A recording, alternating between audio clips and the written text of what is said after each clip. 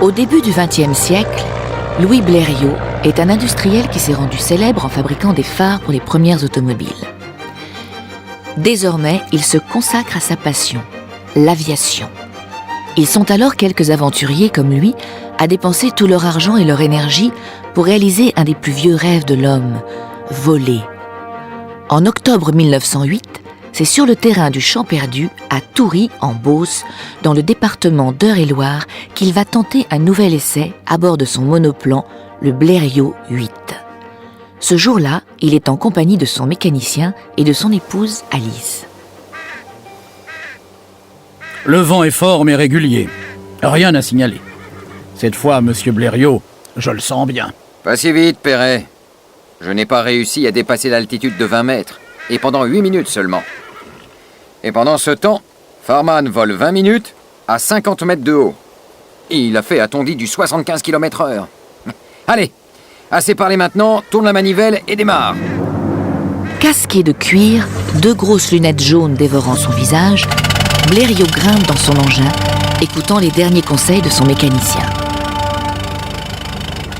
Droit devant, puis plein sud. Après le pigeonnier, cap sur Artenay à 14 km. Et puis vous revenez. Bonne chance. C'est beaucoup mieux, madame. Regardez, il va même plus vite que les automobiles. Car en effet, Louis Blériot vole. Après une panne l'obligeant à atterrir pour une petite réparation, il repart vers Toury, son point de départ, après un vol de 11 minutes.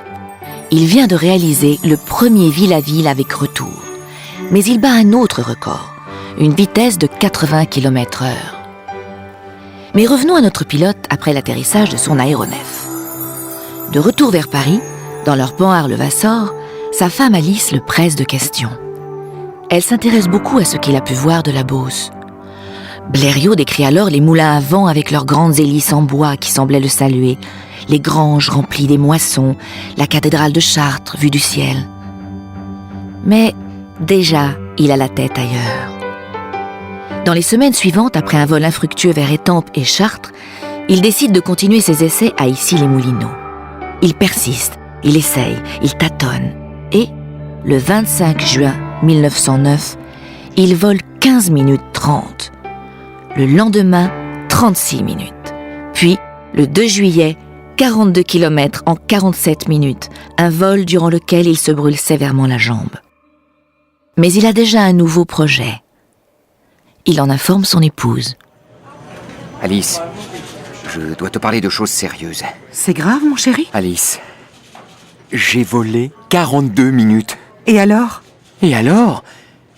Pour survoler la Manche, il faut moins de 40 minutes, si le vent n'est pas trop mauvais. C'est-à-dire? Quoi? Tu veux traverser la Manche? C'est pas vrai. Tu ne t'arrêteras donc jamais. Et après la Manche? L'Atlantique? La Lune? Oh, j'ai épousé un fou.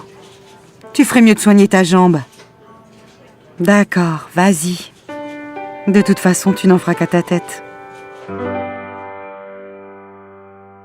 Et quelques mois plus tard, dans le cadre d'un concours organisé par un journal anglais, le Daily Mail, Louis Blériot traverse en effet la Manche, reliant Calais à Douvres en 37 minutes sur son Blériot 12. Dans le monde entier, l'émotion est considérable et l'exploit est décisif pour l'aviation mondiale.